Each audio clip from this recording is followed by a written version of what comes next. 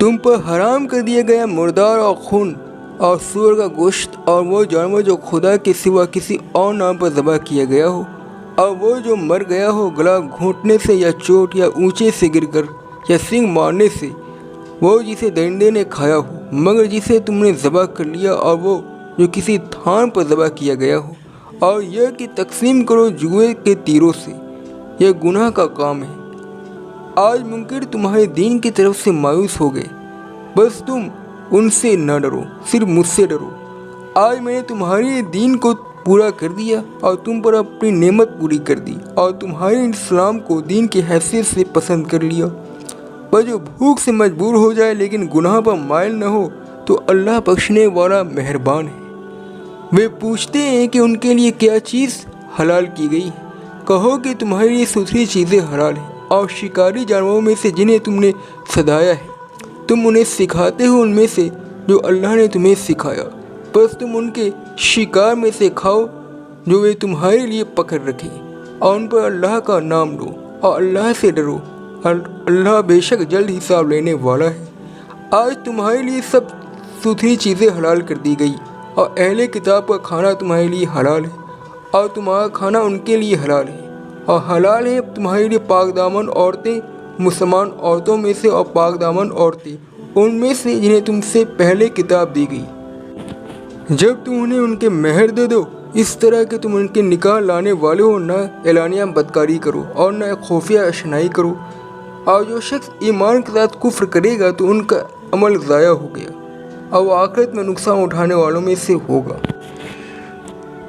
کچھ جانور اپنے میڈیکل اور اخلاقی نقصانات کی وجہ سے اس قابل نہیں کہ انسان انہیں اپنے خوراک بنائے۔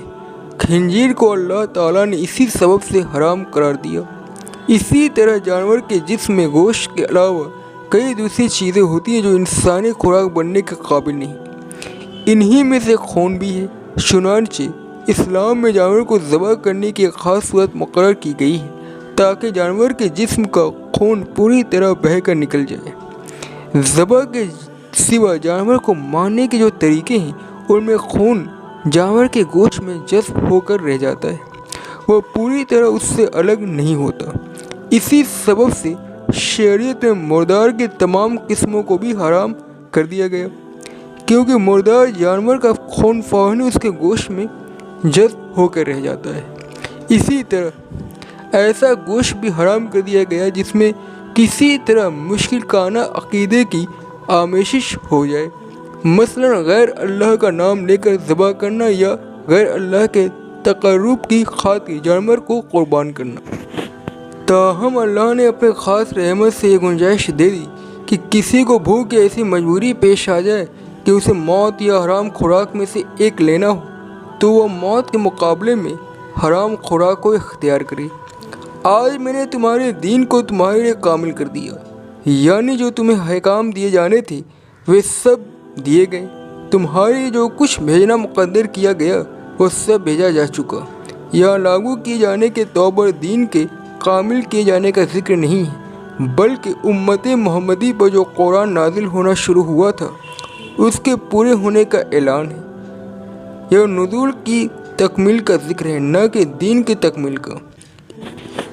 اس لیے یہ الفاظ نہیں ہے کہ آج میں نے دین کو کامل کر دیا، بلکہ یہ فرمایا گیا آج میں نے تمہارے دین کو تمہارے لیے کامل کر دیا۔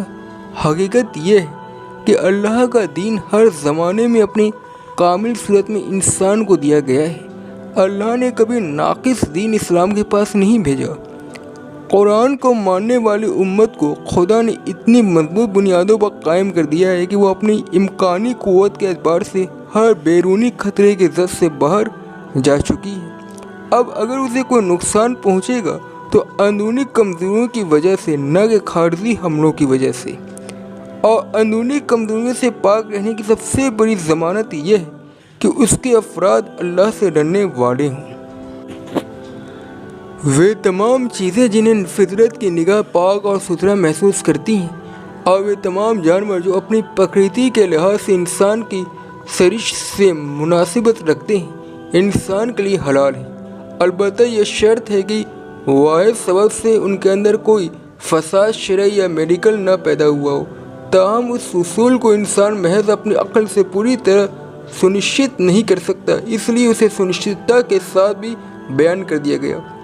سدائے ہوئے جانور کا شکار بھی اس لیے بھی حلال ہے کہ یہ شکار کو اپنے مالک کے لیے پکڑ کر رکھتا ہے، گویا اس نے آدمی کی پکڑتی سیکھ لی۔ ایسا جانور گویا شکار کے معاملے میں خود آدمی کا قائم مقام بن گیا۔ حلال و حرام کا قانون چاہے کتنی ہی تفصیل سے بتا دیا جائے، بالآخر آدمی کا اپنا ارادہ ہی ہو جو اسے کسی چیز سے روکتا ہے اور کسی چیز کی طرف لے جاتا ہے۔ آدمی کے اوپر اصل نگراں قانون کی دفعات نہیں بلکہ وہ خود ہے۔ اگر آدمی خود نہ چاہے تو قانون کو مانتے ہوئے وہ اس سے فرار کی راہیں تلاش کر لے گا۔ یہ صرف اللہ کا خوف ہے جو آدمی کو پابند کرتا ہے کہ وہ قانون کو اس کی حقیقی روح کے ساتھ ملحوظ رکھے۔ اس لیے حرام و حلال کا قانون بناتے ہوئے کہا گیا، اللہ سے ڈرو، اللہ جلد حساب لینے والا ہے۔ مسلمان عورت کے لیے کسی حال میں جائز نہیں کہ وہ غیر مسلم مرد سے نکاح کرے، مگر مسلمان مردوں کو مخصوص شرائط کے تحت اجازت دی گئی ہے کہ وہ اہل کتاب عورتوں کے ساتھ نکاح کر سکتی ہیں۔ اس گنجائش کی حکمت یہ ہے کہ عورت فطرتاً پباؤ سویکار کرنے والا مزاج رکھتی ہیں، اس سے یہ امید کی جا سکتی ہے کہ وہ عملی زندگی میں آنے کے بعد اپنے مسلم شوہر اور مسلم معاشرے کا اصل قبول کر لے اور اس طرح نکاح اس کے لیے اسلام میں داخلے کا ذریعہ بن جائے۔ جو شخص ایمان سے انکار کرے تو اس کا عمل ضائع ہو گیا، یعنی ایمان کے بغیر عمل کی کوئی حقیقت نہیں۔ عمل وہی ہے جو خالص اللہ کے لیے کیا جائے۔ جو عمل اللہ کے لیے نہ ہو وہ خود اپنے لیے ہوتا ہے، پھر اپنے خاطر کیے ہوئے عمل کی قیمت اللہ کیوں دے گا؟